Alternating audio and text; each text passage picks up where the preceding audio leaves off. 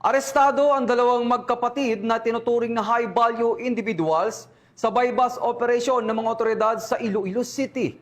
Mahigit 300,000 halaga ng iligal na droga, kumpiskado. Patroluman Ledilin Bansagon, magbabalita.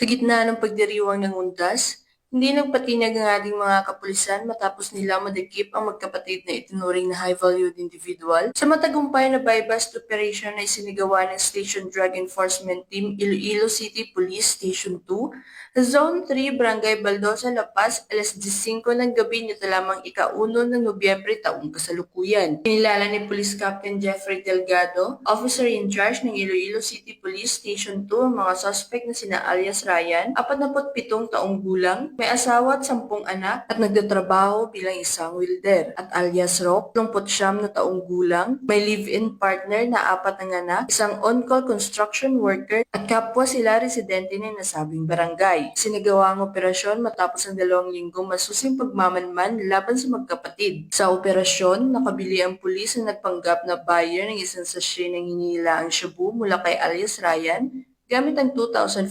pesos na marked money. Nang arestuhin nito, nakuha pa sa kanya ang 2 sachet ng isang jumbo size sachet ng suspected shabu na nakalagay sa sling bag. Samantala, si alias Rock naman ay nasamsaman ng 2 sachet ng shabu sa kanyang bulsa. Umabot sa humigit kumulang 50 gramo ang kabuuang timbang ng nakumpiskang droga na may halagang tinatayang 340,000 pesos batay sa standard drug price. Sa kasalukuyan, nasa kustudiyanan ng Iloilo City Police Station 2 ang magkapatid para sa dokumentasyon at nahaharap sa kasong paglabag sa Republic Act 9165 o ang Comprehensive Dangerous Drugs Act of 2002. Ang matagumpay na operasyong ito ay muli nagpapatunay na walang pinipiling oras o okasyon ang paglilingkod ng ating kapulisan para masugpo ang iligal na droga at mapanatili ang katahimikan sa komunidad. Mula dito sa Police Regional Office 6, ako ang inyong Police News Network Correspondent, Patroluman Ledilin Bansagon, alagad ng batas, tagataguyod ng Balitang Pulis.